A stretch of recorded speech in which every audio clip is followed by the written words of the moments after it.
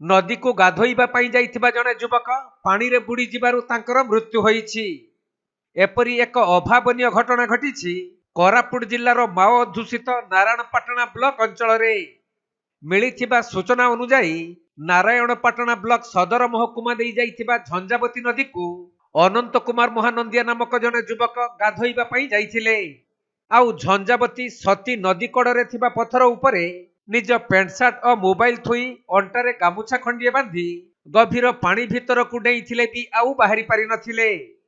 तेबे पुओ घर को आसीबारे विलंब हेबारु तांको परिवार लोक माने खोजाखोजी करी नदी निकट को जाई देखिबा बेलको अनंतंको पेंट सार्ट और मोबाइल पत्थर उपरे पड़ी रहिथिला। तेणु संगे संगे अग्निशम विभाग को फोन करिबारु अग्निशम कर्मचारी माने पहुंची नदी पानी रे खोजाखोजी करी अनंतर मृतदेह उद्धार करिथिले। सेपटे मृत अनंतंकर जणे 2 वर्षर संतान रहिथिबा बेले अनंतंक एपरी अकाल वियोगरे परिवार लोक माने भांगी पड़िछंती। आउ बापा को हराई 2 वर्षर शिशु बेसहारा होई जाइछि।